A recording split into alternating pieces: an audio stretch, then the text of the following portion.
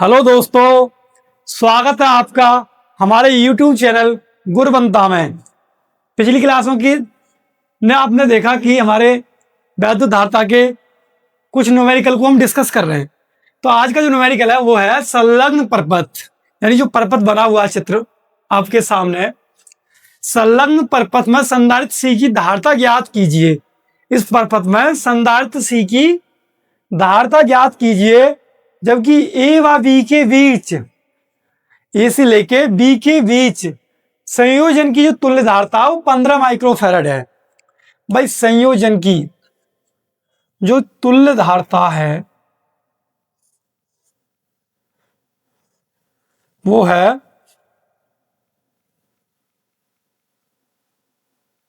15 microfarad.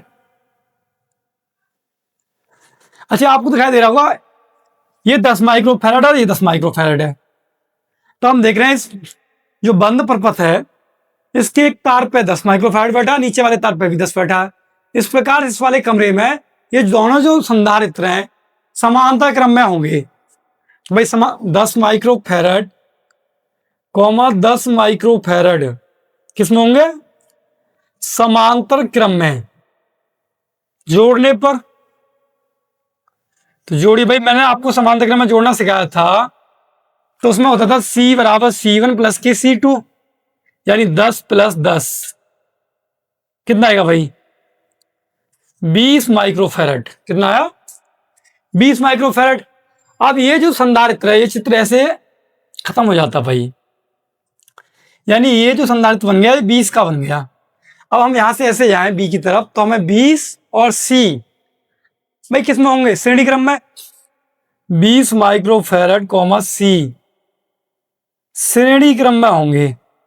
श्रेणी क्रम में होंगे दोनों। भाई श्रेणी क्रम में जोड़ने के लिए मैंने आपको बताया था 1/C डैश बराबर 1/20 प्लस के 1/C। जो 1/C डैश है ये पूरे परपथ की संयोजन की तुल्य धारता है, और पूरे परपथ की जो संयोजन की तुल्य धारता है वो 15 माइक्रोफैरड है। तो 1/15 बराबर 1/20 प्लस के 1/C। भाई 20 को दलाएंगे तो माइनस के आएंगे। 1/C बराबर 1/15 माइनस के 1/20। तो 15-20 का जो लहसा आता है वो 60 आता है, 60। तो 15 चौका कितने होते हैं भाई? 60 और 20 दिया 60, यानी 1/C 4 में 3 का कितना बचा? 1/60। और कैंची की मल्टीप्लाई कर दें तो C बराबर कितना आ जाएगा? 60 माइक्रोफैरड। यानी C का जो मान आया वो 60 माइक्रोफैरड आया। यही आपका आंसर, आप इसे नोट कर सकते हैं।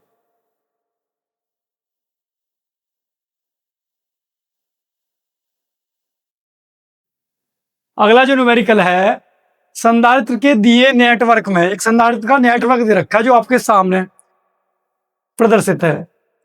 मैं बिंदुओं A तथा B के बीच तुल्य धारता ज्ञात कीजिए तथा 4 माइक्रोफैरड संधारित्र की प्लेटों के बीच विभवांतर भी ज्ञात कीजिए। यानी जो 4 माइक्रोफैरड का जो संधारित्र है इसकी प्लेटों के बीच क्या बताना है?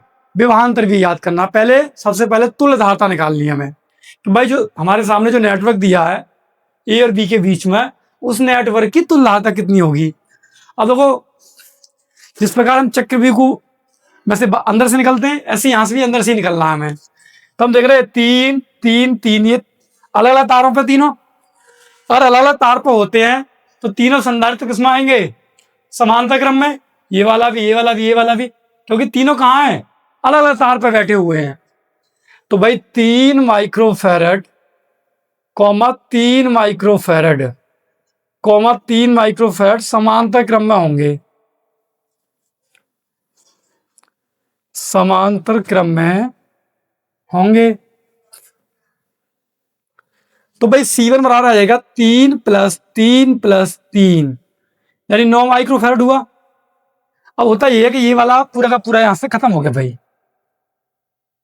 ये कितने के बन गए? ये वाले बन गए 9 के।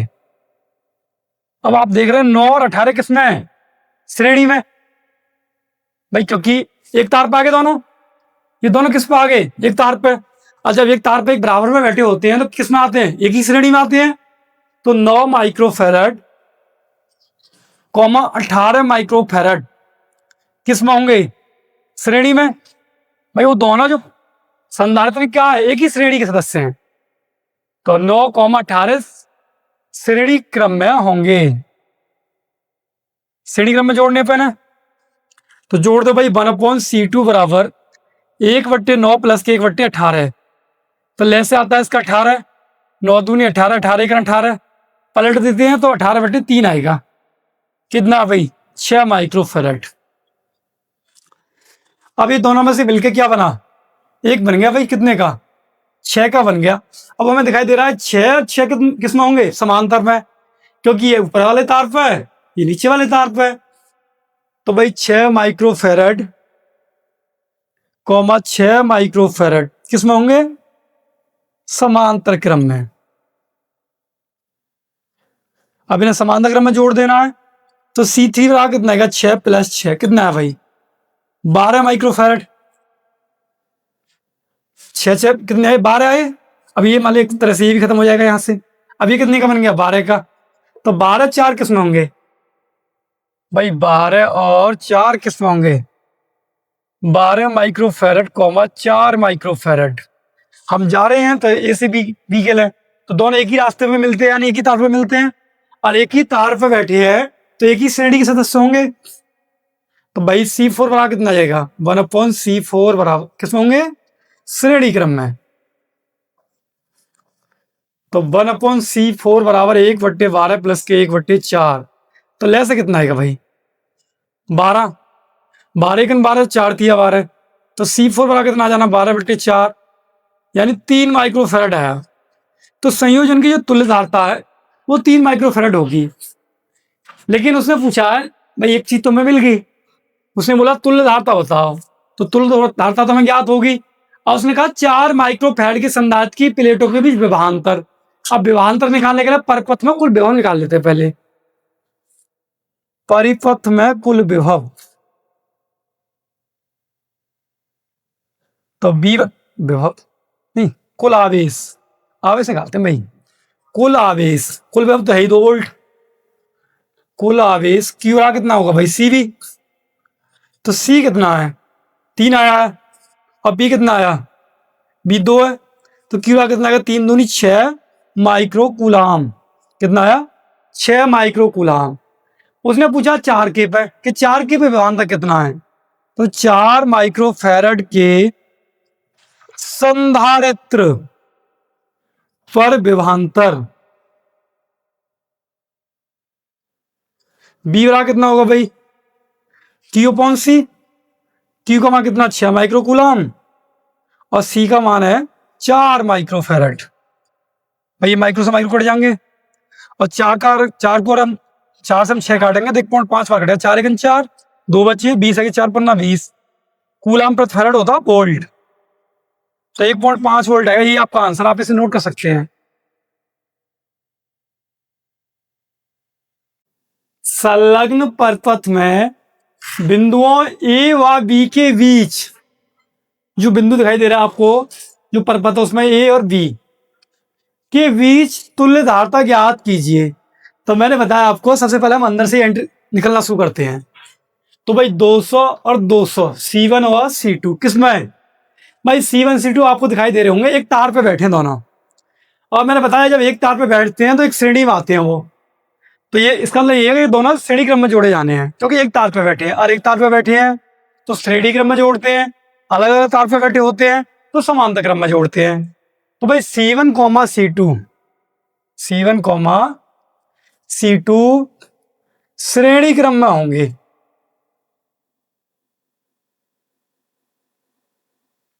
किसमें होंगे? श्रेणी में। अब श्रेणी में जोड़ेंगे तो 1/C बराबर 1/C1 प्लस 1/C2, यानी 1/200 प्लस 1/200। और हर समानत ऊपर वाली संख्या जुड़ जाती है, यानी 1/100 माइक्रोफेरेड, यानी C बराबर है भाई 100 माइक्रोफेरेड। अब ये पूरा का पूरा क्या बन गया? C बन गया भाई। क्या बन गया? ये C बन गया। तो C बन गया, तो C को हम लेंगे, सॉरी ऊपर लिखते हैं, 100 माइक्रोफैरड कॉमा सी। अब हम देखते हैं कि भाई ये वाला, क्योंकि हमने यहां से काम शुरू किया है, अब इसको तो हम छोड़ ना सकते बेचारे को बीच में, इससे साथ लेके चलना पड़ेगा हमें। तो ये वाला 100 और ये वाला 100 कहाँ है? अलग अलग तार पे दोनों, तो किस में होंगे? समांतर क्रम में, यानी C कॉमा C3 किस में होने? C कॉमा C3 समांतर क्रम में होंगे। भाई समांतर क्रम में होंगे, तो समांतर क्रम में जोड़ते हैं। C डैश बराबर C प्लस के C3, यानी 100 प्लस के 100, वो भी 100 का है, तो 200 माइक्रोफैरड। अब भाई मैंने माना कि यहां से मैंने ये वाली लाइन खत्म कर दी, तो अब ये 200 का बन गया ना, ये बन गया 200 का, इसका नाम दे दिया हमने C डैश। अब C डैश 200 और ये 100, यानी C डैश कॉमा C4 किस में होंगे?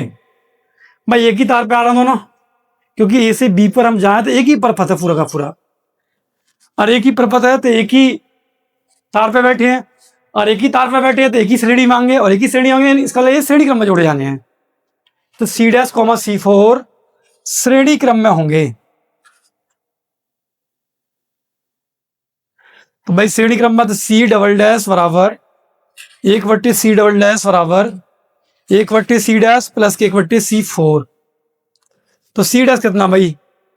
200 है, 200 रह गया भाई लिखने में, ठीक। C डैश कितना है? C डैश आया 200, और C4 कितना भाई? C4 है 100। 100 200 का जो लेस से आता है वो 200 आता है, तो 200 एक 200, 100 दूनी 200, तो 2 एक कितनी बन गई भाई? 3/200, 3/200। और मैं इन्हें पलट दूं, C डबल डैश पलट दिए, तो ये भी हो जाएंगे 200/3 माइक्रोफैरड। भाई यही आपका आंसर है, आप इसे नोट कर सकते हैं।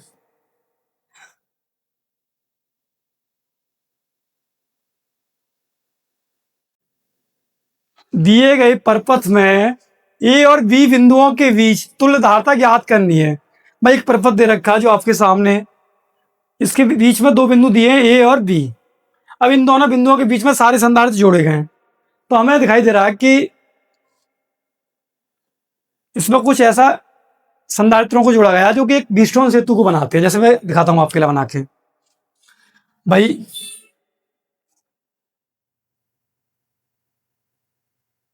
इस तरह से हम क्या करते हैं, इसमें कुछ सॉरी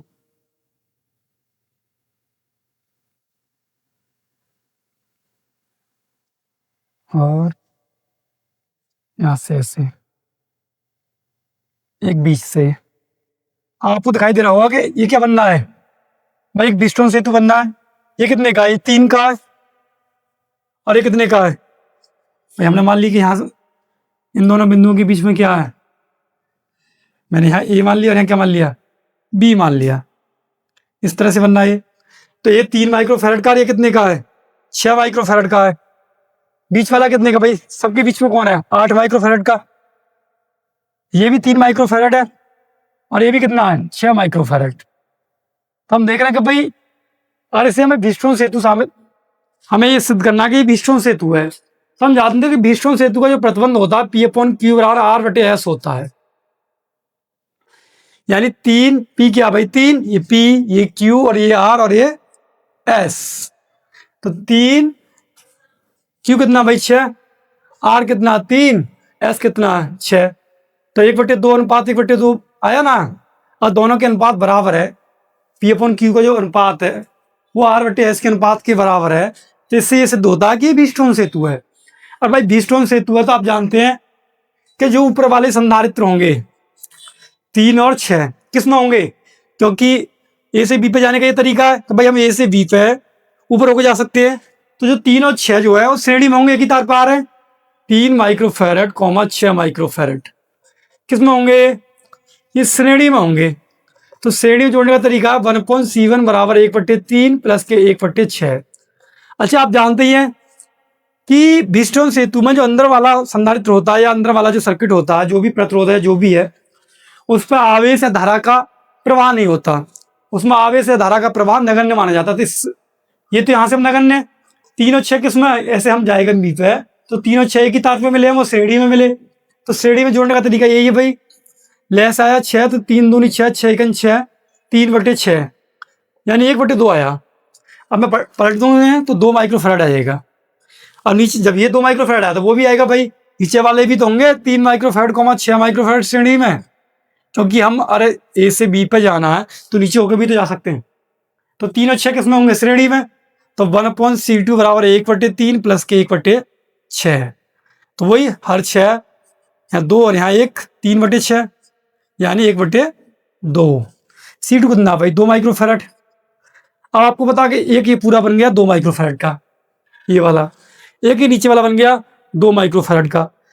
अब ऊपर वाले नीचे वाले दोनों अलग अलग तार पे हैं, अगर अलग अलग तार पे दोनों संधारित्र तो किस में होंगे भाई, मैंने आपको बताया था अलग अलग तार वाले जो है वो समांतर क्रम में होते हैं, यानी C1, C2 किस में होंगे, समांतर क्रम में।